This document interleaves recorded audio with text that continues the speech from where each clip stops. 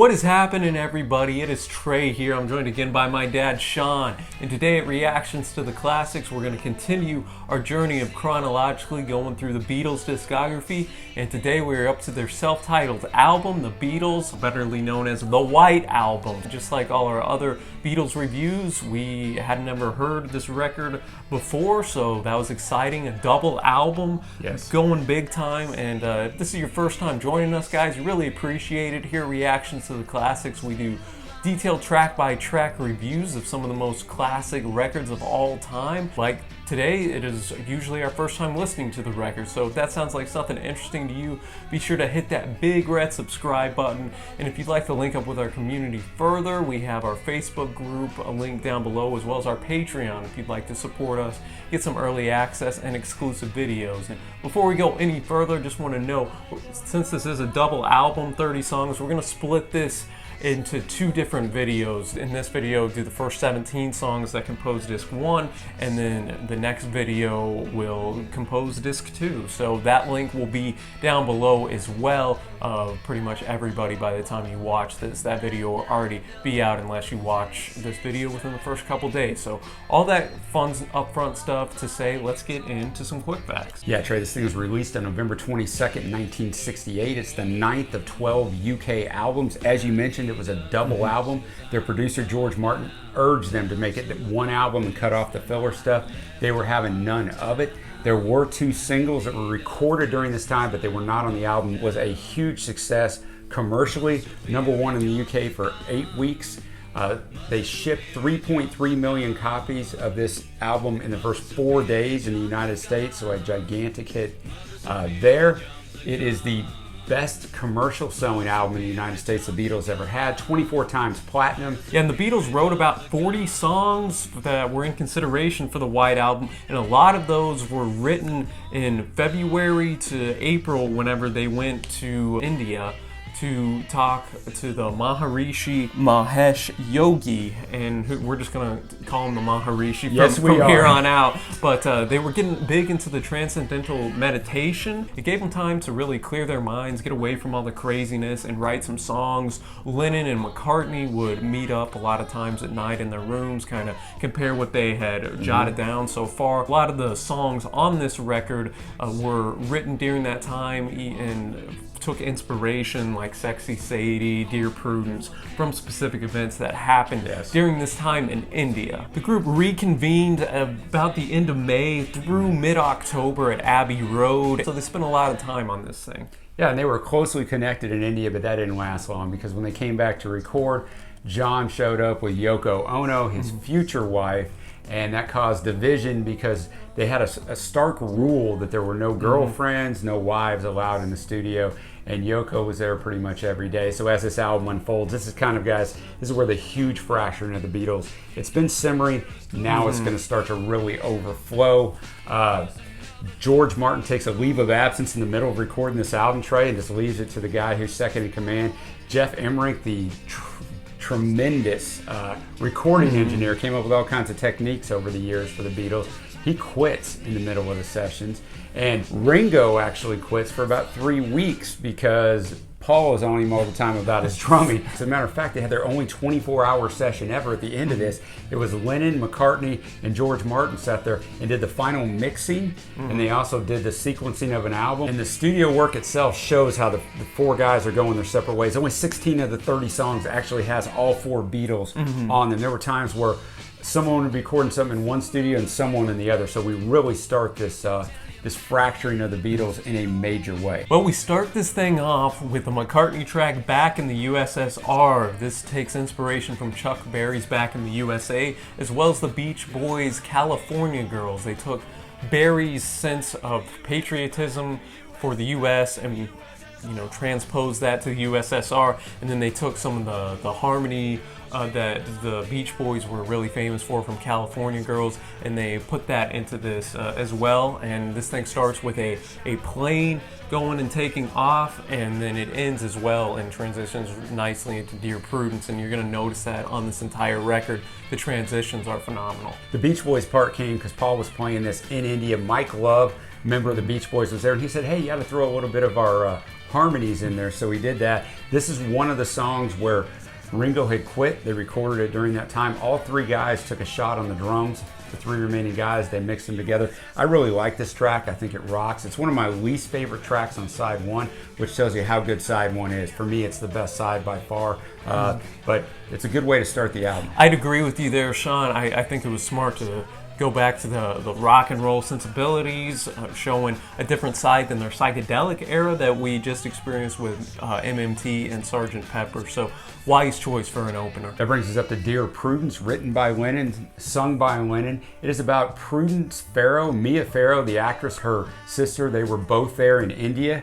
and Prudence would not come out of her room. She was trying to get closer to God faster than anybody else, so she wouldn't come out for 3 weeks. So the Maharishi assigned Lennon and Harrison the job of trying to get her to come out because they were the closest ones to her. Very light instrumentation throughout this, but I thought this was a fantastic way for Lennon to be introduced on the record. Definitely one of my favorite tracks, not only on this disc, but on the entire album. I thought it was a hidden gem. I'm surprised it's not more popular than it is. Because it's just excellent the way it starts off slow, and then towards the end you got the drums coming in, and the look around, round, round, round. So the climax of the song just really hit home with me. Yeah, this one is really good. A hidden gem, as you said, a standout on an album that has 30 tracks is saying something. Then that takes us to Glass Onion, another Lennon-led track. This again, like I Am the Walrus, was written to just almost take a little bit of a jab at people who try to dissect meaning in every lyric that the Beatles write. He mentions Strawberry Fields, he mentions that the walrus was Paul, fixing a hole, Full on the Hill, and we even get that flute part. Yeah, the exact flute part from the song itself. Just enjoyed the callbacks. It was something different.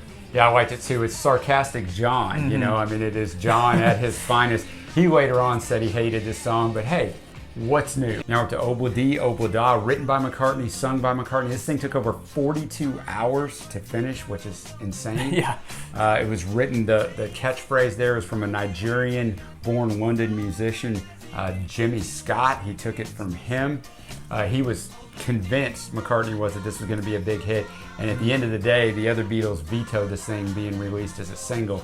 As a matter of fact, Trey, Lennon hated this song to the fact that he stormed out of the studio one night, was gone for a couple hours, comes back in, announces that he's higher than anyone will ever be because he smoked so much marijuana, comes down to the piano, bangs on it harder and faster than it's supposed to be, and says, this is how the song is supposed to be. And ironically enough, that's what ends up on the final track.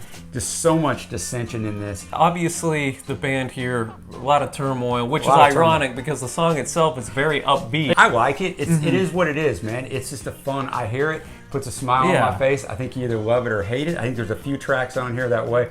You either love it or hate it. There is no in between. And I enjoyed this one. I thought it was good the way it brought forth just Paul's, kind of higher vocal range and just the instrumentation, a little more upbeat than the Glass Onion, which was more somber in tone, and Dear Prudence as well. So I think in the track order it was put in a solid place, and I dug it. And then that takes us to another McCartney track, Wild Honey Pie. This thing's barely 50 seconds, so it really is just Paul on here. He's the only one doing an awkward picking style. Almost sounds like he's on a banjo of sorts, and he's just shouting, honey pie. My least favorite track on here, but it's not really, I don't think, meant to be something that knocks your socks off. Now we're up to the continuing story of Bungalow Bill. Lennon wrote it. Lennon and Yoko share co-lead vocals. The only time a non-Beatle ever got credited with that. This one is a pretty simple tale. It's a true story. It was written while they were in India. There was a middle-aged, rich American woman there. Her son Richard, aka Rick, came over. They went out on a safari on elephants. A tiger came to attack. Rick shoots the tiger, kills it, is proud of it, takes a picture with it. They come back, and then John's like, aren't we supposed to be here for love and peace, and you killed the tiger? And so he wrote this as a sarcastic retort to these people. My favorite parts of the track are when Lennon, in a high voice, just says, "All the children sing, hey, Bungalow Bill." Like, I just thought it was fun. In that, after the chorus, he has some deeper questions, like, you know, is to kill a sin? You have Yoko in here who sounds like a kid because her voice is so, you know, high pitched here. So I thought it was a very unique track, one that stood out in my head. Yeah, listen to this thing about 5 times in a row and see if it's not dancing through your head when you're trying to go to sleep at night. Then that takes us to the first Harrison track on here. He has a song on every side of the record, and for me, this was my favorite track by far. One of my favorite Beatles songs of all time up to this point. Yeah, I think Trey Harrison stands out on this album.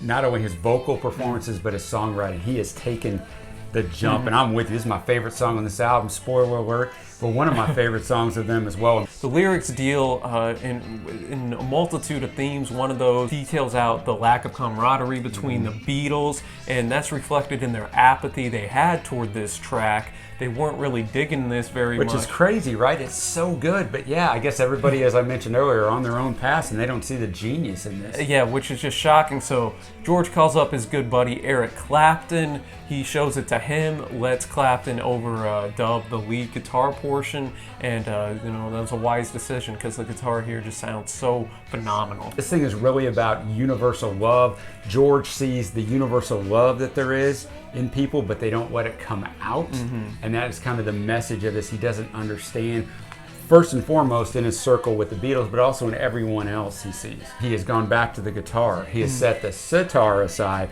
and went back to the guitar on this album totally. He personifies his guitar as displaying, you know, certain traits, some of the most thought-provoking lyrics. It gets you thinking about just love and the world in general.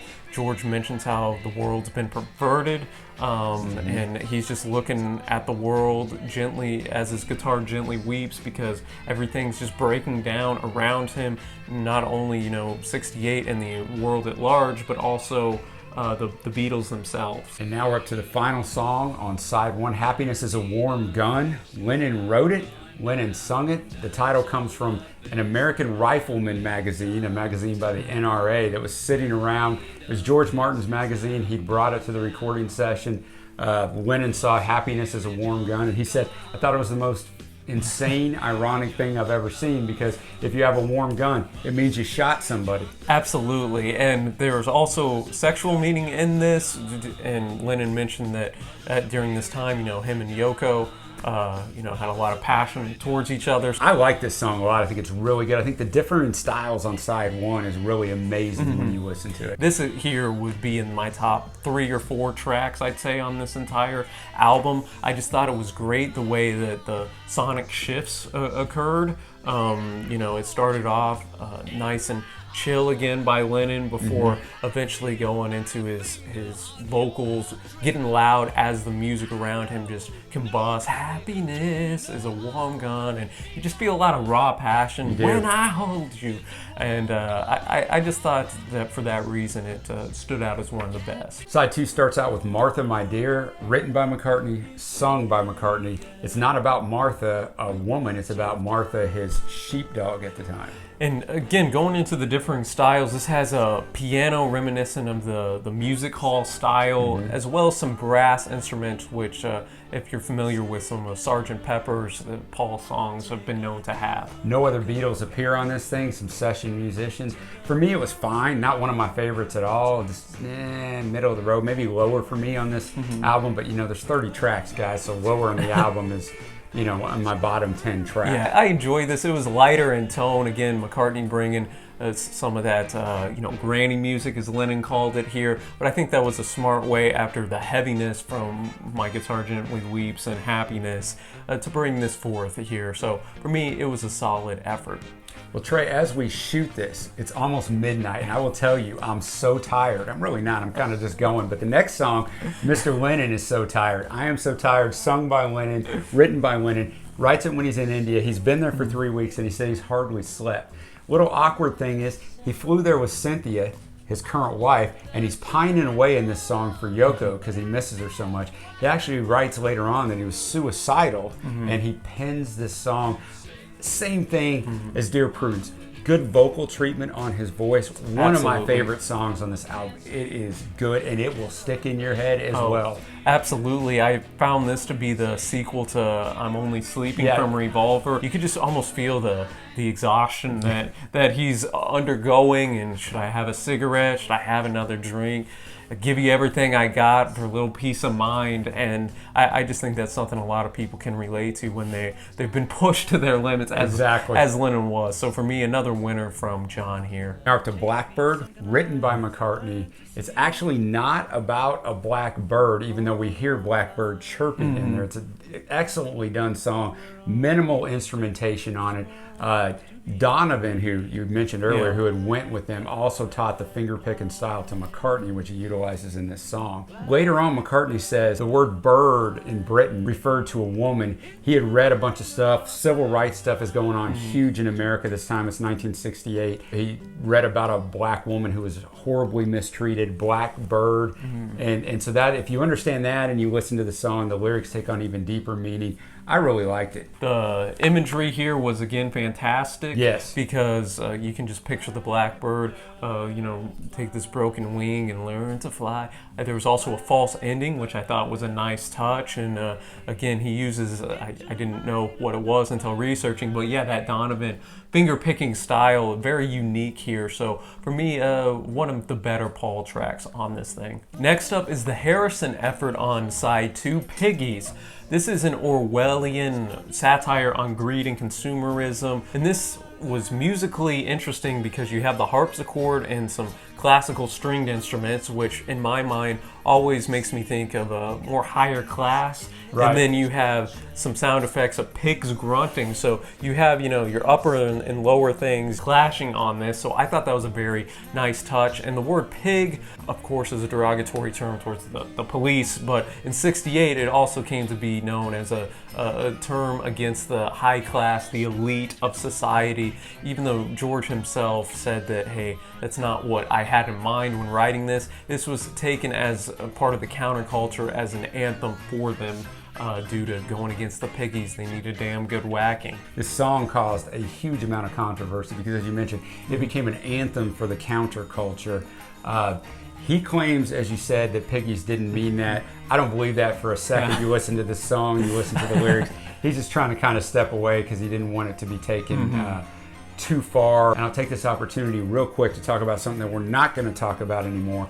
But Charles Manson and his heinous movement and the murders and all the stuff he did during this period of time is heavily associated with this album. It started on Magical Mystery Tour. There's a couple things he took out of there, but this is the album that he held up to his followers. He played this song on repeat, also Helter Skelter, Revolution. We're not going to address that here. That is absolutely not what the Beatles had in mind, and I'm not going to tarnish an awesome album by talking about this clown. Now up to Rocky Raccoon. McCartney sings it.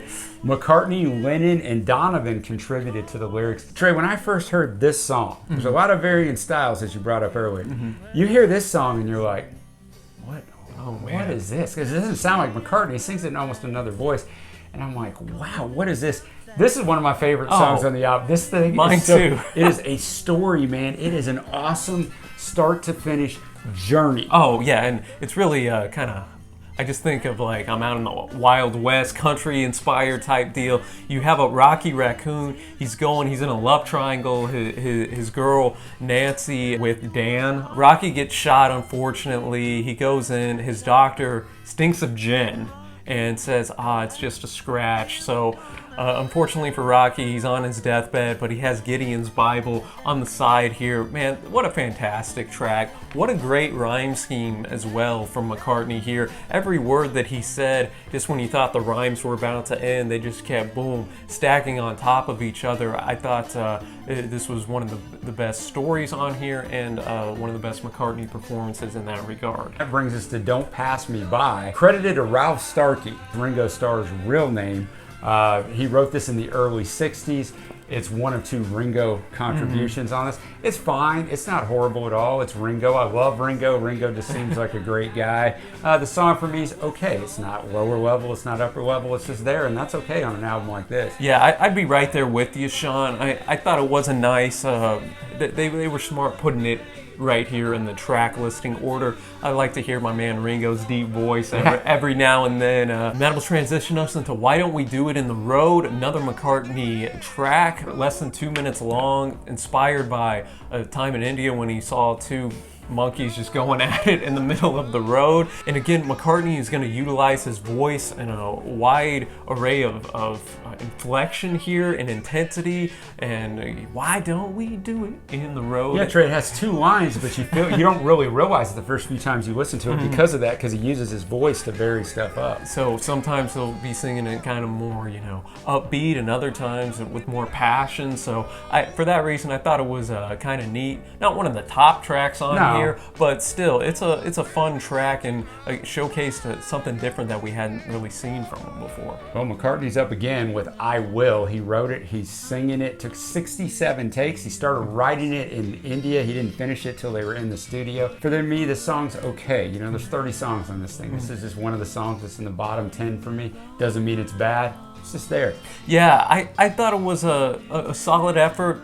Maybe my least favorite song on disc one, though, excluding Wild Honey Pie. I just thought some of his other efforts were stronger here. Still, I appreciated it. Just, again, nice, light-hearted, light arrangement here and an easy listen. And we finish off disc one with song number 9 on side 2, Julia by Lennon. This was the last song completed during the White Album sessions here. And this was written for John Lennon's mother, Julia, who passed away by a car crash from a drunken off-duty police officer. John was only 17 at the time. He had a little bit of a off and on relationship with his mother. Here he really bears his soul and talks about a very emotional topic for him, and he really delved that emotion out through this song here, and you could feel that as the listener. Donovan also helped him with bringing about the images of his mom, he mentioned.